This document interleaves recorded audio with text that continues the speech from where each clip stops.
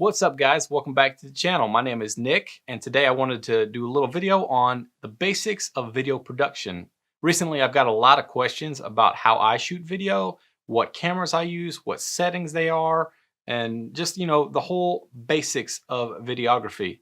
So there's 4 things I'm going to cover: frame rates, shutter speeds, ISO, and f-stops. So whether you're shooting on your cell phone, GoPros, mirrorless, DSLR, or even the big dog cinema cameras, all these principles are going to apply. So stick around and we'll get into it.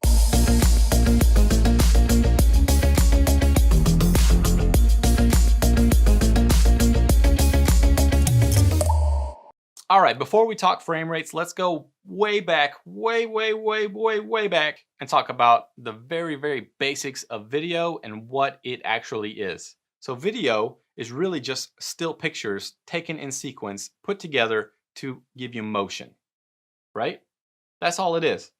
It's a bunch of still photos taken quickly to give you a picture, a moving picture. That's why they called it the motion pictures. So with that, there are frame rates, and frame rates dictate how many pictures are taken in a second. You've got 24 frames per second, 30 frames per second, 60 frames per second, 120 and up. If your camera shoots more than that, you're probably not watching this. Overseas, they shoot 25 frames per second, but we're gonna just forget about them. So let's talk about 24 frames per second. It's the industry standard cinematic frame rate. Pretty much every movie you watch is gonna be shot 24 frames per second because it's the most realistic what your eye sees movement. Take your hand right now and move it in front of your face. You see motion blur, right? Yeah. And in 24 frames per second, it's gonna match pretty much the same thing your eye sees for motion blur. When you bump it up to 30 frames per second, you get 6 more frames per second. What does that do? That cuts down on that motion blur. It makes it a little bit smoother and it doesn't look as realistic. If you watch soap operas, you're gonna notice that because they are shot in 30 frames per second. So now let's talk about 60 frames per second. When are you shooting 60? Well, I'm going to be shooting 60 when I am intentionally shooting for slow motion. Well, what does that mean? Well, that means I am going to be slowing down the frame rate in post.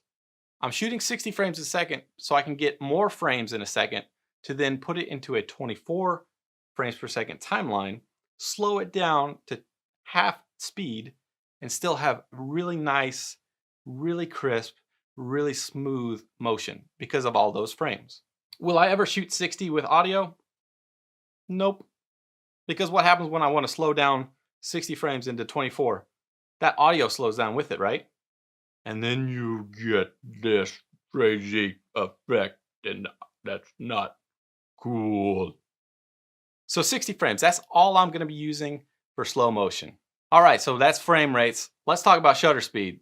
There is one rule that you need to obey with shutter speed, and that is the 180-degree rule. Basically, you need to take your frame rate, which we just talked about, multiply it by 2, and that is going to be your shutter speed. So if I'm shooting in 24 frames per second, multiply that by 2, I should be shooting 1/48 of a second shutter speed. But Nick, my camera doesn't shoot 1/48. Well, mine doesn't either. Shoot 1/50.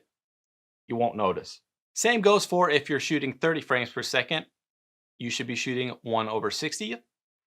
If you're shooting 60 frames per second, it should be 1/120, but your DSLR doesn't do that, so it should be 1/125. So following the 180-degree rule is something you really need to pay attention and follow. If you don't, your motion is not going to look correct and something's going to be off and you'll just be like, what is up with this? So just remember, 2 times the frame rate, and that's your shutter speed. All right, we've got our frame rate picked.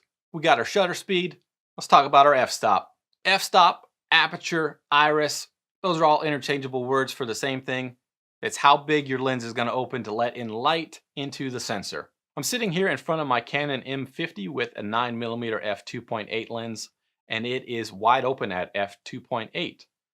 What that means is it is the widest the aperture can go, letting in the most amount of light, and as a byproduct of that is giving me the most shallow depth of field, meaning the least amount of in focus area.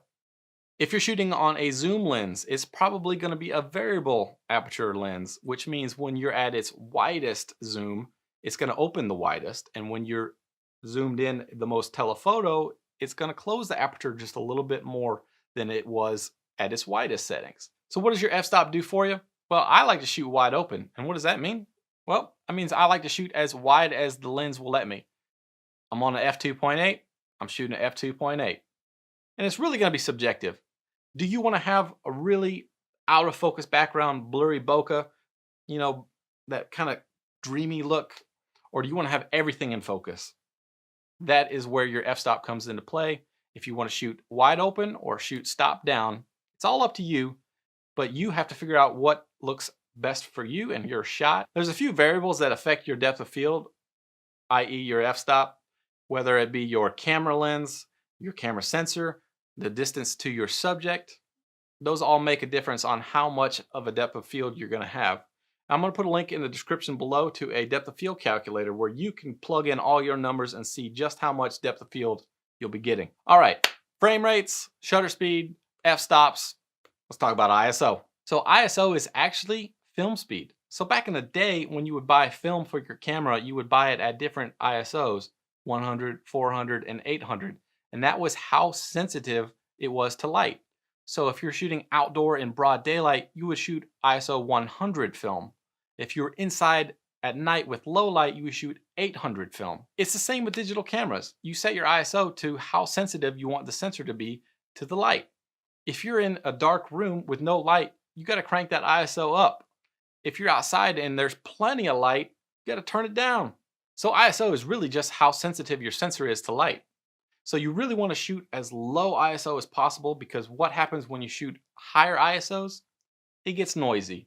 You get that grain, and it's digital grain. It doesn't look as good as film grain. So just don't do it. Shoot as low as possible. I'm sitting at 500 right now, and that's about as low as I can go.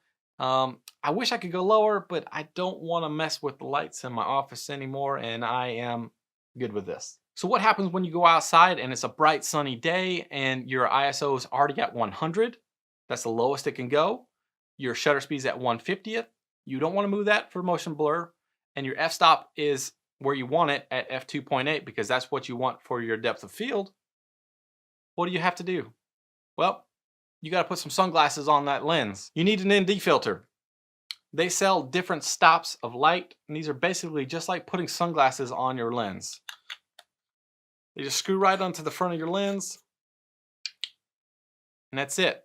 It blocks light. Simple as that. So what does that do for you? It lets you shoot at the correct settings to get the cinematic footage, and yet it still be exposed properly. All right, so we've talked about frame rates, shutter speeds, f-stops, and ISO. Well, how do you use those four things together to get a proper exposure? Well, let's assume we're going to shoot in 24 frames per second. Our shutter speed is then dictated by that, so it's going to be 50. And then let's say I want to shoot this at f3.5. That'll give me a decent depth of field, and it looks still pretty good. So we've got that set. Well, what's the only thing left? ISO. So then I'm just going to move my ISO up and down to get the proper exposure, and then we're set. That's it. It's as simple as that. There's nothing else hard about it. It's really pretty easy. And the great thing about videography, it's subjective. It's art, right? I mean, it could be dark and you want it to be dark. It could be a little bright and you like it bright. It's all up to you. I mean, you are the videographer. You make the decisions. You pick what it looks like, and we get to judge it. So that's pretty much it. Frame rates, shutter speeds, f-stops, ISO. Get those four things lined up and you'll be on the right foot for better video. There's a lot more that goes into making great videos, but if you can get those four things down and get them lined out, you're on the right path. Hey, if you're new to the channel, I'd really appreciate it if you hit that subscribe button and then turn on notifications so you know when I upload my next video. Also, give me a thumbs up on this video so YouTube knows it's a good one, and we will see you guys in the next one.